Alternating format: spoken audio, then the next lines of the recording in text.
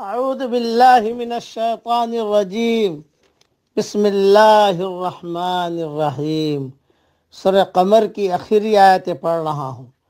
اِنَّا كُلَّ شَيْءٍ خَلَقْنَاهُ بِقَدَرٍ، بے شک ہم نے ہر چیز کو ایک مقررہ اندازے پر پیدا کیا ہے۔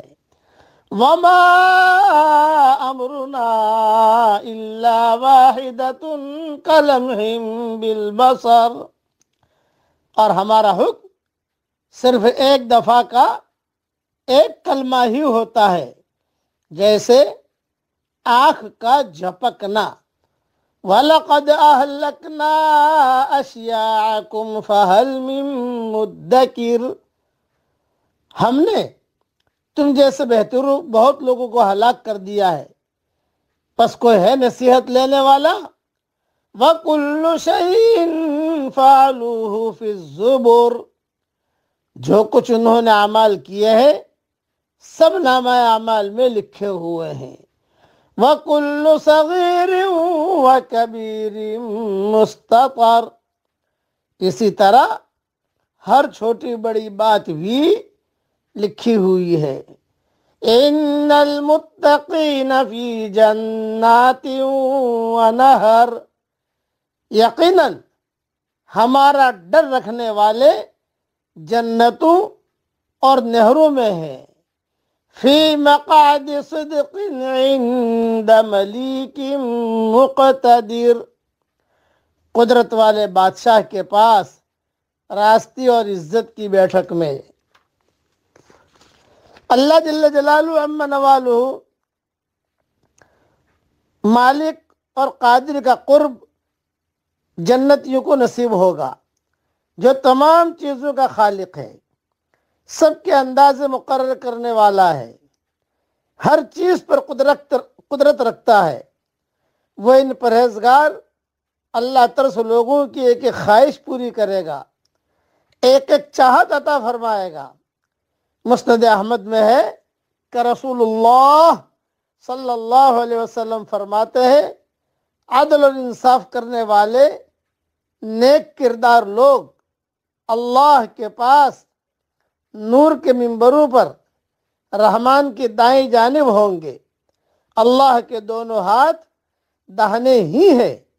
یہ عادل لوگ وہ ہیں جو اپنے احکام میں، اپنے اہل و عیال میں اور جو چیز ان کے قبضے میں ہو اس میں الہامی فرمان کے خلاف نہیں کرتے، بلکہ عدل و انصاف سے ہی کام لیتے ہیں۔ یہ حدیث صحیح مسلم اور نسائی میں بھی موجود ہے۔ اور اہم نصیحت کر رہا ہوں، موجودہ دنیا امتحان کی دنیا ہے، یہاں ہر ایک کو پوری آزادی حاصل ہے، اس لیے موجودہ دنیا میں یہ ممکن ہے کہ آدمی مقعد کذب یعنی جھوٹی نشست پر بیٹھ کر نمایاں ہو سکے، وہ جھوٹ کی زمین پر عزت اور مرتبہ کا مقام حاصل کر لے، مگر آخرت میں کسی کے لیے ایسا ممکن نہ ہوگا۔ آخرت میں عزت اور کامیابی صرف ان لوگوں کو ملے گی جو مقعد صدق سچی نشست پر بیٹھنے والے ہوں، جنہوں نے فی الواقع اپنے آپ کو سچ کی زمین پر کھڑا کیا ہو۔ آخرت میں خدا کی قدرت کامل کا ظہور اس بات کی ضمانت بن جائے گا کہ وہاں مقعد صدق کے سوا کسی اور مقعد پر بیٹھنا کسی کے کچھ کام نہ آ سکے گا۔ دنیا کے اندر جھوٹی باتیں پھیلا کر بھی آدمی عزت حاصل کر سکتا ہے، جھوٹی زمین پر بیٹھ کر بھی لوگوں کو بیوقوف بنا سکتا ہے۔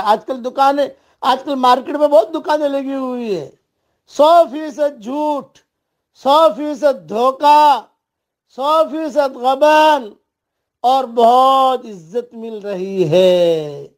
یہ خدا کے عذاب کا یہ آدمی شکار ہو چکا ہے۔